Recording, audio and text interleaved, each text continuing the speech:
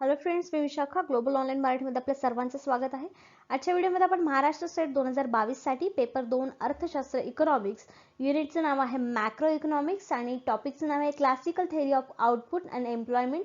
तर या थेअरी विषयी आजच्या सेशनमध्ये आपल्याला जाणून घ्यायचं आहे. तर सुरू करूया आजच्या सेशनला.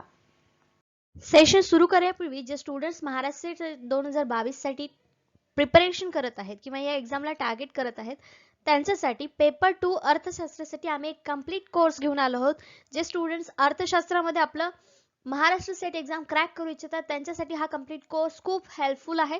कारण या कोर्समध्ये फुल सिलेबस व्हिडिओ लेक्चर्स मिळणार आहेत. म्हणजे ऑल 10 युनिट्स वरचे जे काही सिलेबस आहे त्याचे पूर्ण video lectures, full syllabus test, PDF solution with answers. म्हणजे जे काही तुम्ही टेस्ट किती महत्त्वाचे ते तुम्हाला माहिती आहे, सराव करणं किती महत्त्वाचं आहे त्यासाठी ह्या टेस्ट आहेत. आणि पीडीएफ सोल्युशन विथ आन्सर देखील मिळणार आहेत, जेणेकरून ह्या पीडीएफ तुम्ही वाचून देखील एक्झामला गेलात तरी तुमच्या डोळ्याखालून गेलेले क्वेश्चन्स तुम्ही सहज सॉल्व्ह करून येऊ शकता.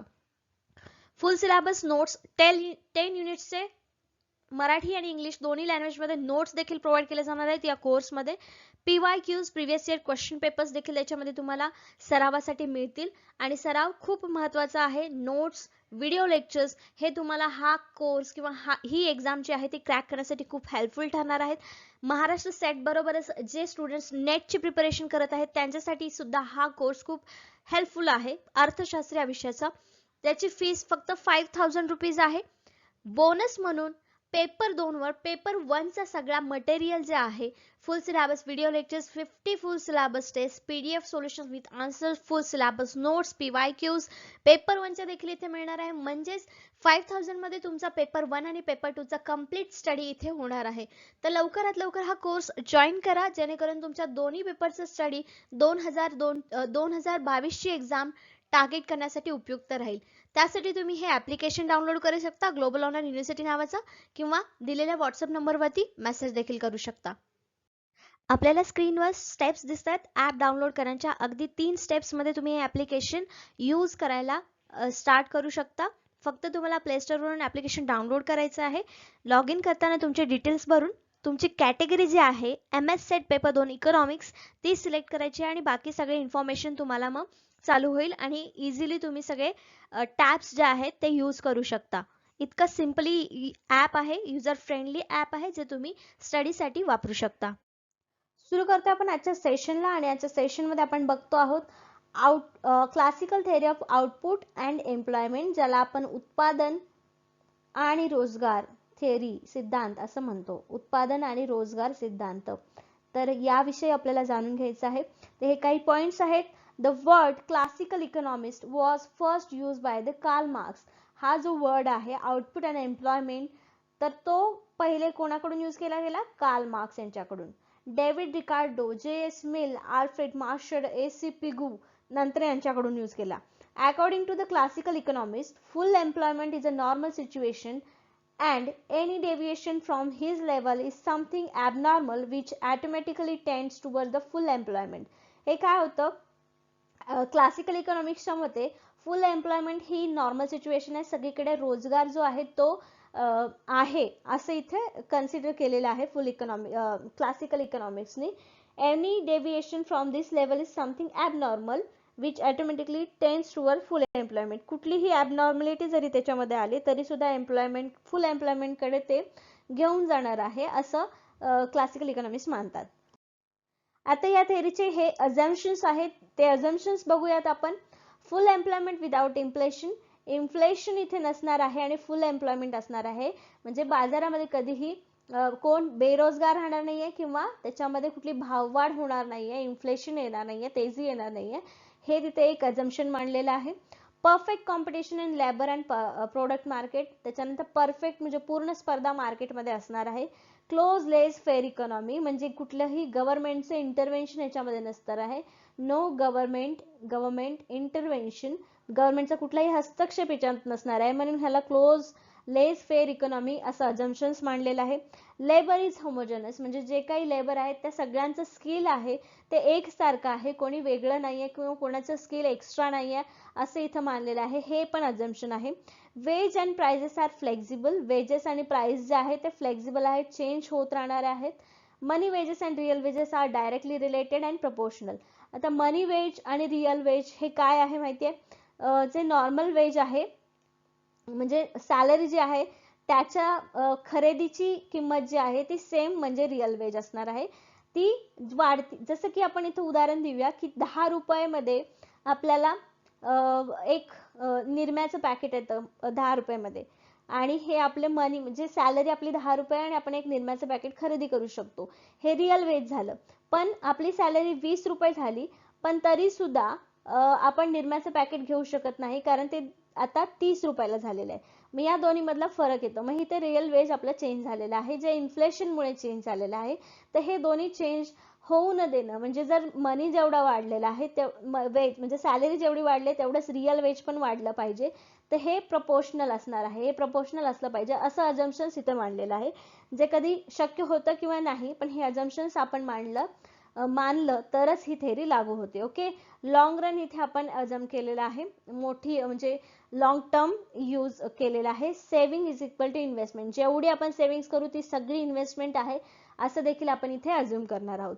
लॉ ऑफ डिमिनिशिंग रिटर्न्स, आणि लेबरचा जो काही हे आहे रिटर्न मिळणार आहे तो सुद्धा डिमिनिशिंग वाला आहे, म्हणजे एका ठराविक काळानंतर तो कमी होत राहणार आहे असं देखील इथे आपण अज्युम केलेलं आहे. ओके. क्लासिकल इकॉनॉमिक्सचं असं म्हणणं आहे फुल एम्प्लॉयमेंटची स्थिती आणण्यासाठी वेजेसमध्ये कट करणं हे एक मार्ग आहे त्याच्यावरती. म्हणून ते दिलेलं वेज प्राइस फ्लेक्झिबिलिटी. वेज म्हणजे सॅलरी किंवा पगार किंवा हे आपण म्हणतो. तर प्राइस फ्लेक्झिबिलिटी आहे म्हणजे वेजेस कमी जास्त केले तर एम्प्लॉयमेंट तिथे येईल असं क्लासिकल इकॉनॉमिक्सचं म्हणणं आहे. The money wage cut policy to solve the problem of unemployment. Money wage cut policy इथे यूज केली जाते कशासाठी? तर अनएम्प्लॉयमेंट म्हणजे बेरोजगारीची समस्या सोडवण्यासाठी इथे वापरली जाते. The classical economics believe that involuntary unemployment if exist in economy was a consequence to rigid wage structure. If wages are lowered sufficiently, involuntary unemployed would disappear. कसं आहे, वेजेस जे आहेत ते सध्या अवेलेबल आहेत. लास्ट लेक्चरमध्ये आपण एका बघितलं की वेजेस जास्त केले तर सप्लाय लेबरचा जास्त होतो, आणि जर वेजेस कमी केले तर त्याची डिमांड जी आहे लोकांची, लेबरची सप्लाय जो आहे तो कमी होतो. ओके. तर सप्लाय आणि डिमांड लेबरचा कशावरती डिपेंड असतो? वेजेसवरती असतो. हे देखील आपल्याला समजलं एका लेक्चरमध्ये. त्यामुळे वेजेस जे आहेत ते एम्प्लॉयमेंट किंवा फुल एम्प्लॉयमेंटची सिच्युएशन आणण्यासाठी कारणीभूत ठरतात किंवा ते आपल्याला हेल्प करू शकतात. म्हणून जर इकॉनॉमीमध्ये फुल एम्प्लॉयमेंट आणायचं असेल तर वेजेस कटची पॉलिसी आणावी लागते. Self adjustment system of ways rates would push the economy towards the full employment. म्हणून इथं काय म्हटलेलं आहे? याला सेल्फ ॲडजस्टमेंट सिस्टम म्हटलेलं आहे. कशाला? वेजेसची. काय करतं ते? तर फुल एम्प्लॉयमेंटकडे नेतं इकॉनॉमीला. ओके. ओके. तर इथे आपल्याला एका डायग्राम वरून समजेल की वेज प्राइस फ्लेक्झिबिलिटी मध्ये फुल एम्प्लॉयमेंट कशी होऊ शकते. इथे दिलेले आपल्याला रिअल वेज आणि इकडे दिलेले आहे एम्प्लॉयमेंट. ओके. आणि ही डी म्हणजे आहे लेबरचा डिमांड आणि लेबरचा सप्लाय. ओके. तर ह्या दोन्ही मध्ये रिलेशन कसं आहे ते आपल्याला माहिती आहे वेजेसचं. जेव्हा वेजेस वाढतात, एक मिनिट आपण इकडे समजून घेऊया. डिमांड आणि इकडे येणार आहे सप्लाय. ओके. सप्लाय. जेव्हा वेजेस हे जास्त असतात तेव्हा डिमांड लेबरची कमी असते, आणि वेजेस जेव्हा कमी होतात तेव्हा लेबरची डिमांड कशी असते? जास्त असते. हे इन्व्हर्स रिलेशन आहे. आणि सप्लाय मध्ये कसं होतं? वेजेस जेव्हा जास्त असतात तेव्हा वेजेस जेव्हा जास्त असतात तेव्हा लेबरचा सप्लाय सुद्धा जास्त असतो, आणि वेजेस जेव्हा कमी असतात तेव्हा लेबरचा सप्लाय सुद्धा कमी असतो. ओके. या दोन्ही मध्ये सेम साईडचं रिलेशन आहे. मग इकडे काय दाखवलेलं आहे आपल्याला? वेजेस आणि इकडे लेबरचा सप्लाय दाखवलेला आहे. ओके. एम्प्लॉयमेंट. आणि मग एका ठिकाणी असा पॉइंट येतो जिथं लेबरची डिमांड आणि लेबरचा सप्लाय दोन्ही सुद्धा आपल्याला एका पॉइंटला मिळतात, जे ई पॉइंटला मिळतात. म्हणजे ही जी असणार आहे तो आपला इक्विलिब्रियम पॉइंट असणार आहे. वेज प्राइस फ्लेक्झिबिलिटी म्हणजे त्या वेजला तेवढे एम्प्लॉई आपल्याला मिळणार आहेत आणि आपलं तिथे काम होणार आहे, म्हणजे तिथे बरोबर एम्प्लॉयमेंट मिळणार आहे त्या वेजेसला, त्या प्राइसच्या वेजला आपल्याला एम्प्लॉयमेंट फुल मिळणार आहे आणि तो इक्विलिब्रियम पॉइंट म्हणजे क्लासिकल इकॉनॉमिक्सच्या मते फुल एम्प्लॉयमेंट असणार आहे. ओके, तर इथे वेज अजून फ्लेक्सिबिलिटी मध्ये काय काय पॉइंट्स आपण कव्हर करू शकतो. The lapses from full employment level are removed automatically by the working of price mechanism. जसं जसं प्राइस मेकॅनिझम काम करतं तसं तसं बरोबर फुल एम्प्लॉयमेंट लेवलला येत असते. जसं की आपण डिमांड आणि सप्लाय बघितली लेबरची वेजेस नुसार होत असते आणि फुल एम्प्लॉयमेंट मग होत असते. Changes in money wages and real wages are directly related and proportional. तर मनी वेजेस आणि रिअल वेजेस आपण अजम्पशन्स बघताना बघितलं.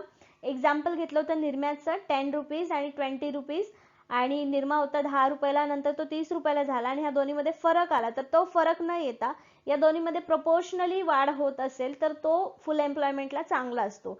Okay, unemployment cut in money wedges. जर अनएम्प्लॉयमेंट असेल तर आपल्याला वेजेस कमी करावे लागतील म्हणजे लेबर जास्त वाढवू शकतो आपण. The real wage is also reduce. जर मनीमध्ये वेजमध्ये कट झाला तर रिअल वेज सुद्धा कमी होणार आहे.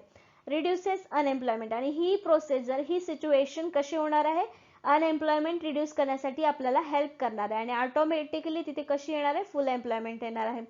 बरोबर, जसं की आपल्या रूल नुसार किंवा वेजेसच्या रिलेशन नुसार वेजेस कमी केले तर म्हणजे कट केला मनीमध्ये वेजेस जर कमी केले तर सप्लाय त्याचा कमी होईल पण डिमांड जी आहे ती वाढेल आणि डिमांड वाढल्यामुळे मग अनएम्प्लॉयमेंट कमी व्हायला तिथे मदत होईल आणि फुल एम्प्लॉयमेंट साठी हेल्प होईल. Okay, determination of output and employment. आता याच्यामध्ये एम्प्लॉयमेंट आणि आउटपुट मध्ये अजून एक फंक्शन आपल्याला कळतं जे total output is increasing function number of workers. म्हणजे नंबर ऑफ वर्कर्स वाढले, लेबरचे नंबर वाढले तर आपलं टोटल आउटपुट आहे ते सुद्धा वाढतं. हे आपल्याला या फंक्शन वरून समजतं. इथे आपल्याला एक फंक्शन दिलेलं आहे. क्यू म्हणजे टोटल नंबर किंवा टोटल आउटपुट आहे, हे फंक्शन आहे. के म्हणजे कॅपिटल आहे, टी म्हणजे टेक्निकल नॉलेज आहे, एन म्हणजे लेबरचे नंबर आहे की नंबर ऑफ वर्कर्स आहेत. ओके, तर कॅपिटल के आणि टी टेक्निकल नॉलेज हे कॉन्स्टंट आहेत. कसे आहेत, हे दोन कॉन्स्टंट आहेत. ओके, आणि नंबर ऑफ वर्कर्स जे आहेत ते चेंज होत राहणार आहे या आउटपुट टोटल आउटपुट मध्ये आणि मग त्याच्यामुळे हा नंबर चेंज झाल्यामुळे इकडे टोटल आउटपुट सुद्धा आपल्याला चेंज झालेला मिळणार आहे. हे फंक्शन आपल्याला सांगत आहे. In short run the total output is increasing function of the number of workers given in the capital stock and technical knowledge. Okay, technical knowledge आणि कॅपिटल स्टॉक याच्यामध्ये जे काय कॉन्स्टंट ठेवून नंबर ऑफ वर्कर्स जर बदलले तर total output सुद्धा आपल्याला वाढताना दिसेल किंवा बदलताना दिसणार आहे. आता इथे आपल्याला दिलेला आहे एक डायग्राम ज्याच्यावरून आपल्याला एक्सप्लेन करायचं आहे. Here the curve Q is equal to F N is the production function and the total output O Q one. इथे बघतोय आपण Q is equal to F N, Q is equal to F N दिलेलं आहे. हे आपल्याला function दिलेलं आहे आणि आउटपुट किती दिलेलं आहे, O Q one. O Q one हे आउटपुट जर असेल आपलं तर corresponding to the full employment level N F. N F ही आपली फुल एम्प्लॉयमेंट लेवल आहे इथे Q1 टू NF. नंतर but when more workers NF N2, NF आणि N2 हे दोन्ही वर्कर्स जर घेतले employed beyond the full employment level of output. आता फुल एम्प्लॉयमेंट घेतलेले इथे म्हणजे वाढवले आपण workers, increase in output Q1 आणि Q2 आणि त्याच्यामुळे मग Q1 आणि Q2 ला आपली वाढ झालेली दिसते आउटपुटची. आउटपुट सुद्धा वाढलं आहे एम्प्लॉयमेंट वाढवल्यामुळे. ओके, तर ह्या आकृतीवर आपल्याला असं समजतं की एम्प्लॉयमेंट वाढवली की आउटपुट सुद्धा वाढतं आणि मग हे फंक्शन आपल्याला इकडे मिळतं Q is equal to F in N. Okay, आता इथे J B law of market आहे तो काय आहे आपल्याला बघायचा आहे. जेबी से यांनी 1803 मध्ये हा लॉ मांडला. Supply creates its own demand. Okay, हा त्यांचा मेन लॉ आहे. Every output produce results in equivalent demand being generated which leads to its sales, so there is no overproduction. काय होतं, जेवढ्या वस्तू आपण बनवतो, तयार करतो, प्रोडक्शन करतो तेवढ्या त्या विकल्या जातात आणि त्या विकल्या जाव्यात किंवा याच्यासाठी प्रयत्न करण्याची गरज नाही. जेवढा स्टॉक आहे तेवढा तो संपतोच. म्हणजे सप्लाय स्वतःच त्याची डिमांड क्रिएट करतो आणि त्याचं ओव्हर प्रोडक्शनचं तिथे काही फरकच पडत नाही असं जेबी सेचा लॉ सांगतो. Income which is not spent in saved and automatically invested. आणि इन्कम सुद्धा आपण सेव्ह नाही स्पेंड करतो जे स्पेंड करत नाही ते ऑटोमॅटिकली सेव्ह होतं आणि सेव्ह झाले की ते इन्व्हेस्ट पण होतात. Okay. The leakage cause by the saving in income is made by the investment expenditure. जे लिकेज तयार होतं कारणीभूत ठरतं कशासाठी, तर सेव्हिंग इन इन्कम. इन्कम मधलं सेव्हिंग करण्यासाठी जे इन्व्हेस्टमेंट तयार होतं ते कसं होतं, ते इन्व्हेस्टमेंट एक्सपेंडिचर असतं, इन्व्हेस्टमेंट खर्च असतो तो, म्हणजे बचतीचा खर्च जो आहे तो याच्यामध्ये आपल्याला दिसून येतो. ओके. आता हा लॉ काय आहे आपला, when a procedure produces a good and pays wages to the worker, the workers in turn buy those goods in the market. Thus the very act of supplying producing goods implies a demand for them. It is in this way that supply creates its own demand. Say's laws applicable in barter economy and money economy. म्हणजे सेजचा जो मार्केटचा law आहे तो barter economy आणि मनी economy दोन्हीमध्ये सुद्धा applicable आहे. बार्टर इकॉनॉमी म्हणजे काय माहिती आहे ना, वस्तू घेऊन वस्तू त्याच्या बदल्यात विक्री करायची, ना की पैसे. ओके. पैसे बाजारात सुद्धा. तर इथं आपल्याला एक इमेज दिसते, सर्क्युलर फ्लो आहे की house hold provides labour for production. House hold म्हणजे एखाद्या घरातून आपल्याला लेबर मिळतो फर्मसाठी आणि फर्म मग त्याला वेजेस देते. ओके. आणि मग वेजेस मिळाल्यानंतर डिमांड फॉर गुड्स, त्याच्यातून जे इन्कम ह्या व्यक्तींना मिळतं ते गुड्ससाठी डिमांड करतात आणि मग गुड काय करतात, हे प्रोड्यूस करतात. कोण, परत हे फर्म प्रोड्यूस करून हाऊस होल्डलाच देतात. हे जे आहे ते बाजार चक्र आहे, बाजार यंत्रणा आहे. ओके. हा सेजचा लॉ आहे तो याच्यामध्ये लागू होतो. म्हणजे सप्लाय जो आहे, जो बाजारामध्ये होणारा सप्लाय आहे वस्तूचा, तो स्वतः काय क्रिएट करतो, डिमांड पण क्रिएट करतो. कारण यांना पैसे देऊन आपण त्यांच्याकडून डिमांड पण क्रिएट करून घेतो, म्हणून supply creates its own demand. Okay. आता लेबर मार्केट काय आहे. In a labor market, the demand for labor and the supply for the labor determine the level of output and employment.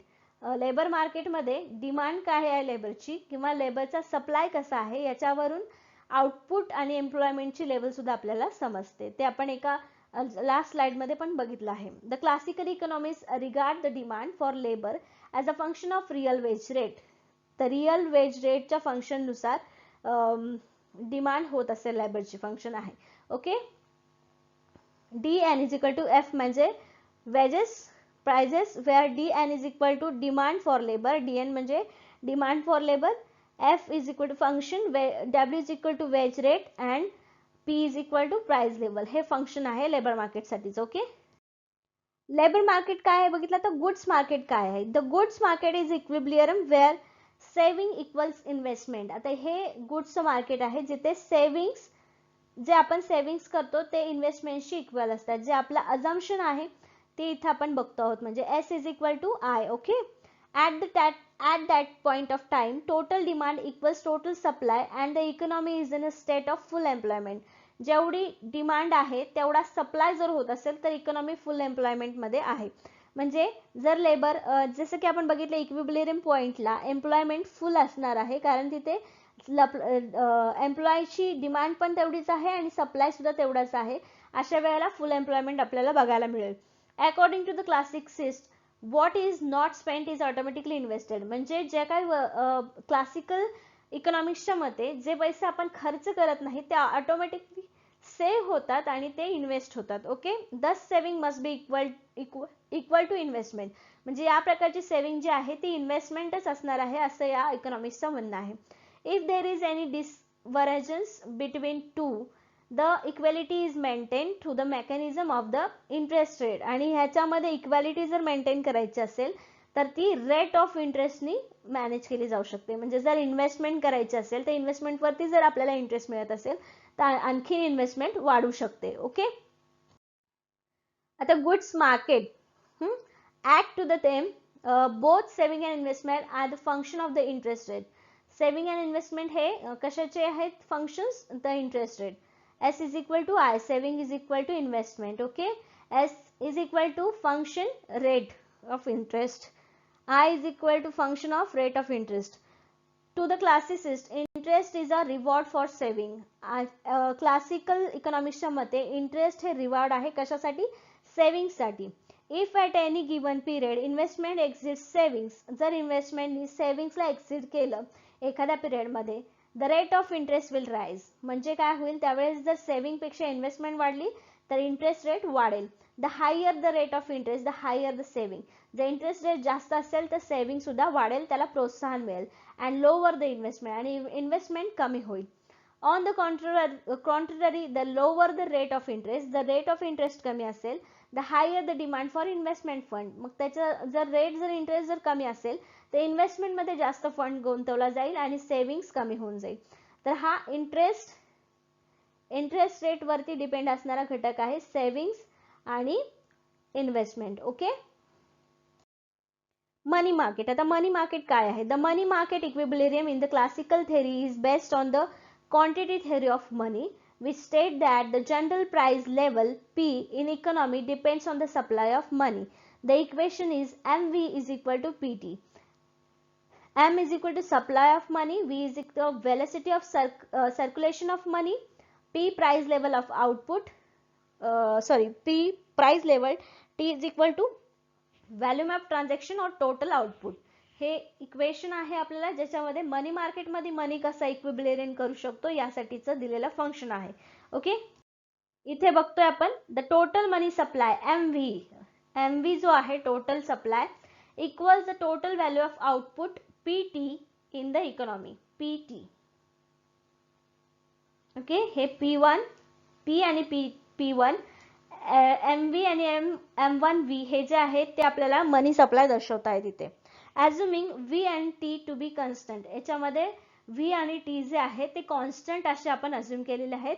A change in supply of money, मनीच्या supply मध्ये change केला, cause a proportional change in price level, म्हणजे हा जर change आपण इकडे केला, म्हणजे ही प्राइस पी वरून P1 वरती नेली तर M वरून M1 वरती आपण लेवल चेंज करतो. दस the price level is function of the money supply. मग हे मनी सप्लायचा चेंज आपल्याला इथे दिसून येतो. ओके. प्राइस लेवल मध्ये सुद्धा चेंज होतो, म्हणजे P is equal to F function of money हे इथे आपल्याला दिसून येतं. Keynes criticism of classical theory. Classical थेअरीचे केन्सने काहीतरी क्रिटिसिझम्स केलेले आहेत. ते क्लासिकल क्रिटिसिझम्स काय आहेत ते आपण बघतो आहोत. Full employment equilibrium is unrealistic. Full employment कधीही नसते असं केन्सचं म्हणणं आहे, जे अनरिअलिस्टिक आहे. Keynes rejected Say's law of market that supply creates its own demand. Supply त्याची डिमांड हे स्वतःच क्रिएट करतं, हे सुद्धा लॉ सेचा जो लॉ आहे तो सुद्धा रिजेक्ट केला आहे केन्स यांनी. According to the Keynes the level of savings depend on the level of income not on the rate of interest. आणि केन्सच्या मते सेव्हिंग्सचा जो रेट आहे तो इन्कम वरती डिपेंड आहे. इन्कम किती आहे, पुरा आहे की नाही यावरती सेव्हिंग्स डिपेंड आहे, पण रेट ऑफ इंटरेस्ट वरती नाही, असं केन्स म्हणतात. Okay. Keynes did not agree with the laissez faire policy. त्याच्यानंतर केन्सनी गव्हर्नमेंटचे जे इंटरव्हेन्शन आहे किंवा गव्हर्नमेंटचा जो हात नाही या अजम्पशन वरती त्यांना क्रिटिसिझम केलेला आहे. According to him state intervention is necessary. Keynes यांच्या मते गव्हर्नमेंटचं इंटरव्हेन्शन जे आहे ते कंपल्सरी आहे, नेसेसरी आहे, गरजेचं आहे. Okay. Keynes refuted the Pigouin theory that cut in money wages could achieve full employment.